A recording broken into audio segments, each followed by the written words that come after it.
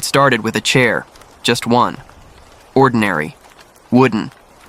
It sat quietly in the corner of the dining room at the Miller family's new home in Maine, a cozy old house built in the 1800s. The realtor had said it came with character, but the family didn't expect it to come with company. Tom Miller, a history teacher, moved in with his wife Dana and their 10-year-old daughter Lucy. The moment they walked into the house, Lucy pointed at the empty chair. "Who sits there?" she asked. Her parents smiled. "No one, it's just furniture." But Lucy kept asking, and eventually she started setting a plate for it. At first they thought it was cute, some imaginary friend or a game, but the chair never collected dust. Every morning it was spotless, even when the others had light dust from the old windows. And sometimes Dana swore it moved just an inch, just enough to face the table, or the door, or the staircase. They blamed it on uneven flooring, drafts, anything but what they felt. That chair was waiting. Things escalated one night during dinner. Lucy was quietly staring at the chair. Tom joked, "Is your invisible friend enjoying the chicken?" Lucy didn't laugh. She whispered, "She says it's better than last time." Dana slowly put down her fork. "She?" Lucy nodded.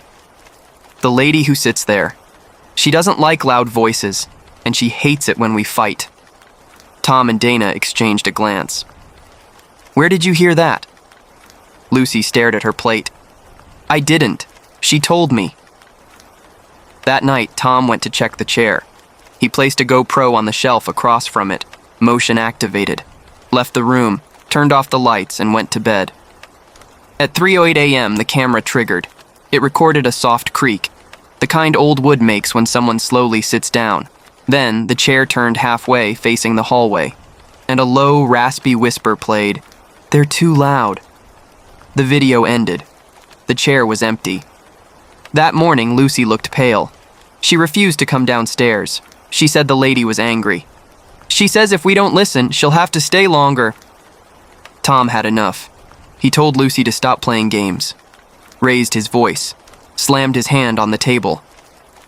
That night, Lucy didn't speak. The next morning, every chair in the house was flipped over, except one. The silent chair, still upright, still spotless. And there was something on the seat, a long gray hair. Tom spent most of the day trying to rationalize what had happened. He blamed the flipped chairs on Lucy, or even Dana, maybe trying to prove a point. But neither confessed. And Lucy refused to even look at the chair anymore. She stayed in her room all day, curtains drawn, lights off. At dinner, she wouldn't come down. When Tom went up to check on her, she said one sentence, "She's watching you now." That night, Tom deleted the GoPro footage. He told Dana it was fake, maybe corrupted. But even Dana's nerves were starting to wear thin. She had found wet footprints that morning, leading from the basement door to the chair. They didn't own a pet, and none of them had gone downstairs. Dana asked, half joking, "Should we get the house blessed?" Tom rolled his eyes, but deep down, something had shifted in him. Later that week, while cleaning the attic, Tom found something strange. A box tucked behind old insulation. Inside, a faded photograph of a woman sitting in the exact same chair, a small, handwritten letter, and a rusty iron key. The letter read, "The silence is her domain. Do not raise your voice. Do not remove her seat. She is not gone, only waiting." There was no name, no signature. But the woman in the photo? She looked identical to a figure Dana had seen once, late at night, in the reflection of the glass door, standing by the chair, just watching. Tom tried ignoring it, but the chair kept moving at night. Every morning it faced somewhere new, Lucy's room, the stairs, even the front door, and the sounds started, whispers, just beneath hearing level. But if you leaned close to the chair, they became louder. "Don't shout. Keep her place." She listens. One night, Dana heard humming, coming from downstairs. She got up, half asleep, and walked slowly toward the kitchen. The chair was gently rocking, and a figure sat there, barely visible in the moonlight.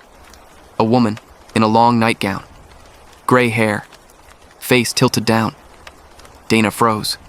She didn't move, didn't scream.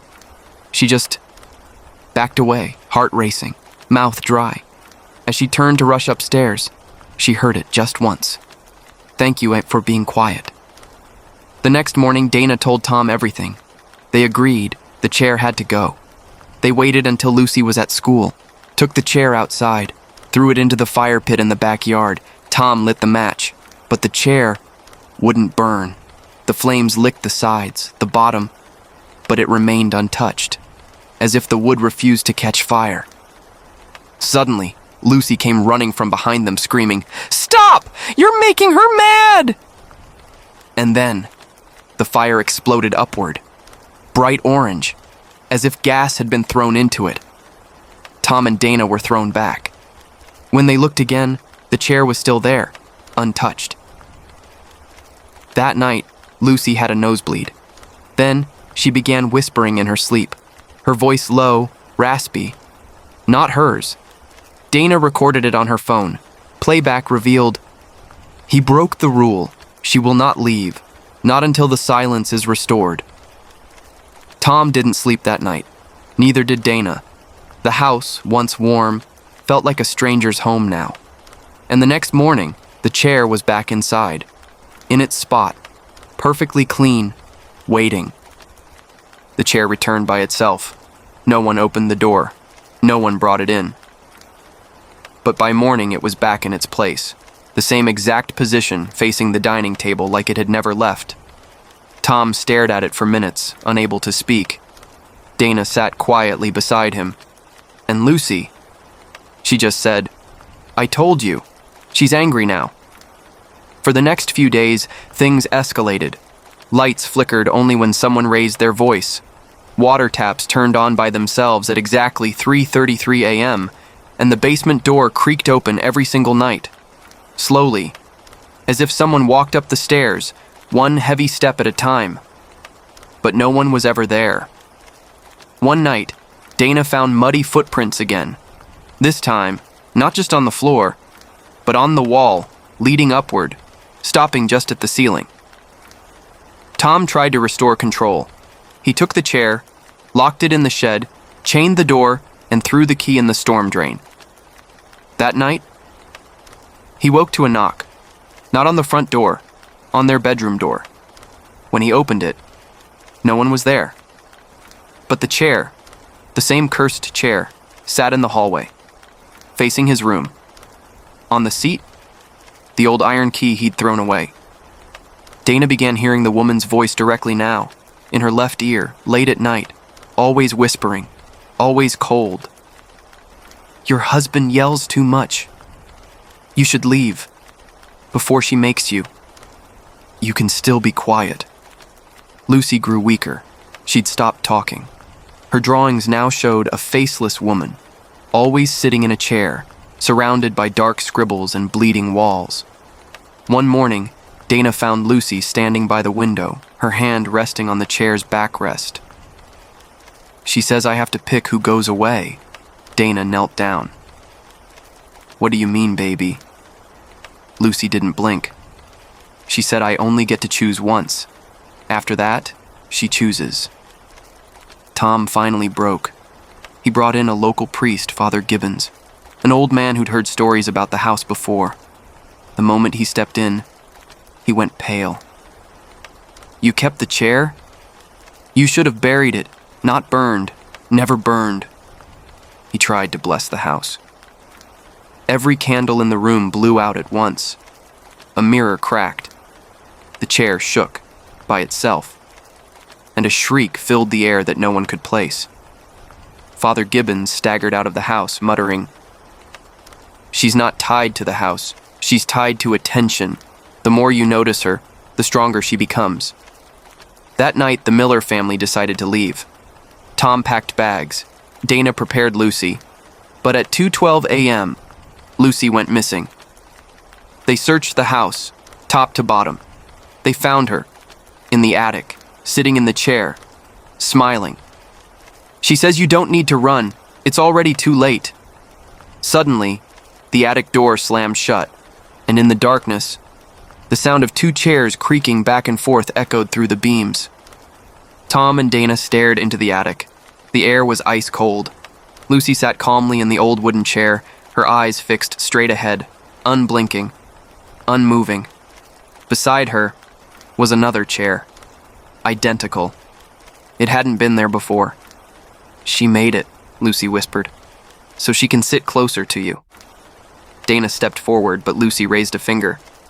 "She says don't touch me." And then, as Dana reached forward, the attic bulb exploded. Pitch black. Tom fumbled for his phone flashlight. When it flicked on, Lucy was gone.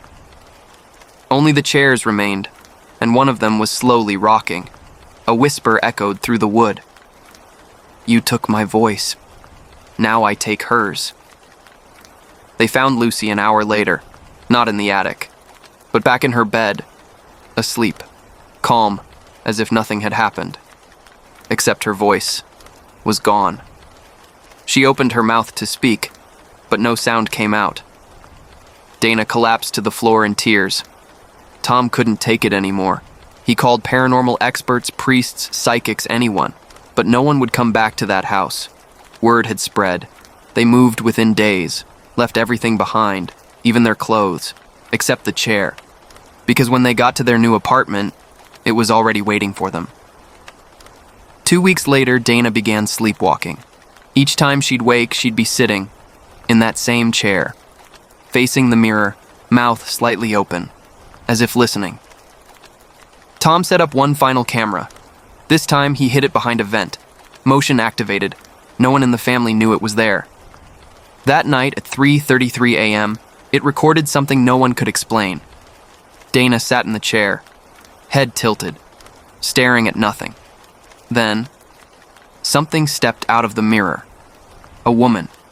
Gray hair, hollow eyes, feet not touching the ground. She leaned down beside Dana and whispered into her ear, "I like your silence." The next morning, Tom reviewed the footage and deleted it immediately. But something was still off. His phone wouldn't stop buzzing. Random messages, videos, corrupted files all titled the same. "You can't ignore me anymore." Lucy's drawings turned darker. Now, instead of the faceless woman, it was Dana sitting in the chair, surrounded by shadows. The faceless woman now stood behind her. When Tom asked Lucy who it was, she finally spoke for the first time in days. She says, "Mommy's hers now." Tom tried one last thing. He drove the chair to an abandoned field miles away, set it on fire again. This time, it burned for 7 straight hours. Black smoke, strange symbols forming in the ash, and the scent of something awful, like burned hair and roses. He returned home, hopeful, but when he stepped inside, his heart dropped. There it was, back in the corner, perfect, spotless, waiting. That night, Tom woke to a cold breath on his neck. He turned. Nothing, but a whisper filled the room. "There's always a chair for me." And behind him, a third chair had appeared, empty, but not for long.